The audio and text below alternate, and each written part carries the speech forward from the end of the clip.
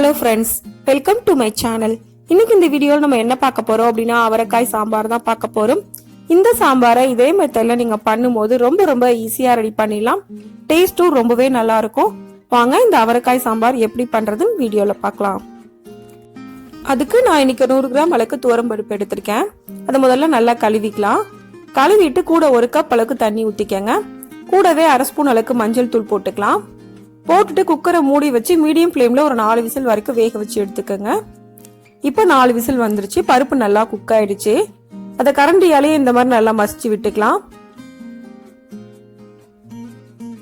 அடுத்ததான் நான் ஒரு கடாய் எடுத்திருக்கேன். 2 ஸ்பூன் அளவுக்கு எண்ணெய் ஊத்துறேன். எண்ணெய் நல்லா சூடானதுக்கு அப்புறமா 1/2 ஸ்பூன் கடுகு போட்டுக்க. கடுகு லைட்டா ஃப்ரை ஆனதுக்கு அப்புறமா 1/2 ஸ்பூன் அளவுக்கு உளுந்தம் பருப்பு போட்டுக்கலாம்.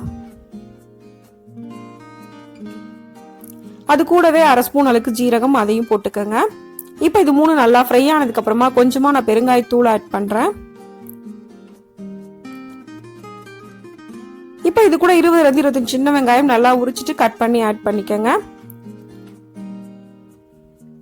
கொஞ்சமா கறிவேப்பிலை, ஒரு 4 பல் அளவுக்கு பூண்டு, ஒரு பச்சை மிளகாய் எல்லாத்தையும் நான் ஆட் பண்றேன். இப்போ இது நல்லா ஃப்ரை பண்ணிக்கலாம். வெங்காயத்தோட கலர் நல்லா சேஞ்ச் ஆகணும், அந்த அளவுக்கு இது நல்லா ஃப்ரை பண்ணிக்கங்க. நான் இன்னைக்கு சின்ன வெங்காயம் போட்டிருக்கேன். நீங்க பெரிய வெங்காயம் போடுறதுனால போட்டுக்கலாம். ஆனா சின்ன வெங்காயம் போட்டா டேஸ்ட் ரொம்பவே நல்லா இருக்கும். இப்போ வெங்காயம் நல்லா ஃப்ரை ஆயிடுச்சு. நான் தக்காளி ஆட் பண்ணிருக்கேன். கூடவே 1/2 ஸ்பூன் அளவுக்கு மஞ்சள் தூள் அதையும் ஆட் பண்ணிக்கலாம். 2 ஸ்பூன் அளவுக்கு சாம்பார் பவுடர் அதையும் ஆட் பண்ணிக்கலாம். இப்ப காய்கறி குக் ஆகிறதுக்காக கொஞ்சமா நான் உப்பு ஆட் பண்றேன். நம்ம உப்பு ஆட் பண்ணிட்டு வதக்கும் போது தக்காளி நல்லா மிக்ஸ் ஆயிடும். இப்ப தக்காளி ஃபுல்லா நல்லா குக் ஆயிடுச்சு. இந்த ஸ்டேஜ்ல நம்ம அவரைக்காயை ஆட் பண்ணிடலாம். அவரைக்காயை இந்த மாதிரி நல்லா கட் பண்ணி எடுத்துக்கோங்க. இப்ப இது நல்லா ஃப்ரை பண்ணிக்கலாம். 2-3 நிமிஷத்துக்கு நல்லா ஃப்ரை பண்ணிக்கோங்க. அவரைக்காயோட பச்சை ஸ்மெல் எல்லாம் போகணும்.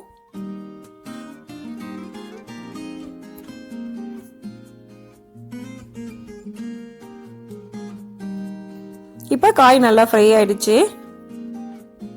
இந்த ஸ்டேஜ்ல நம்ம வேக வச்சு வச்சிருக்க பருப்பை இது கூட ஆட் பண்ணிடலாம்.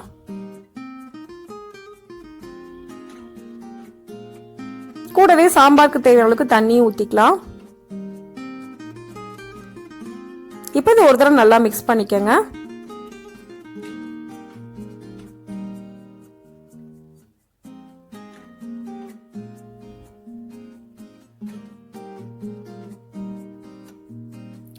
இப்ப சாம்பார் நல்லா கொதிக்க ஆரம்பிச்சிருச்சு. இந்த ஸ்டேஜ்ல ஒரு எலுமிச்சம் பழ அளவுக்கு புளியை நம்ம கரைச்சி ஊத்திக்கலாம்.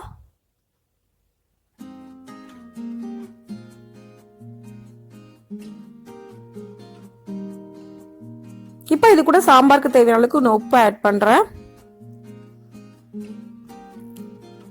கூடவே கொஞ்சமா கொத்தமல்லி இலையை அதையும் ஆட் பண்ணிக்கலாம்.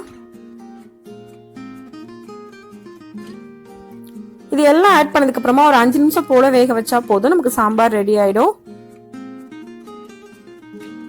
இப்ப சாம்பார் நல்லா கொதிக்க ஆரம்பிச்சிருச்சு. இந்த ஸ்டேஜ்ல இதை மூடி 5 நிமிஷத்துக்கு சிம்ல வச்சு குக் பண்ணி எடுத்துக்கங்க. இப்ப 5 நிமிஷத்துக்கு அப்புறமா நான் ஓபன் பண்ணிருக்கேன். சாம்பார் ஃபுல்லா நல்லா குக் ஆயிருச்சு. ஒரு தடவை மிக்ஸ் பண்ணிக்கலாம். மூடி போட்டு நம்ம குக் பண்ணும்போது ஹைல வச்சோம் அப்படின்னா பொங்கி கீழே ஊத்திடும். அதுக்காக சிம்ல வச்சு குக் பண்ணிக்கங்க. இப்ப நமக்கு சாம்பார் ரெடி ஆயிடுச்சு. இந்த ஸ்டேஜ்ல நம்ம அடுப்பை ஆஃப் பண்ணிடலாம். இப்ப நமக்கு ரொம்ப ஈஸியான சிம்பிளான மெத்தட்ல அவரைக்காய் சாம்பார் ரெடி ஆயிடுச்சு. இந்த சாம்பாரை இதே மெத்தட்ல நீங்க பண்ணும்போது டேஸ்ட் ரொம்ப நல்லா இருக்கும். இந்த சாம்பாரை இதே மெத்தட்ல நீங்களும் செஞ்சு பாருங்க. இந்த வீடியோ உங்களுக்கு பிடிச்சிருந்தா லைக் பண்ணுங்க, ஷேர் பண்ணுங்க, கமெண்ட் பண்ணுங்க. மறக்காம சேனலை சப்ஸ்கிரைப் பண்ணுங்க.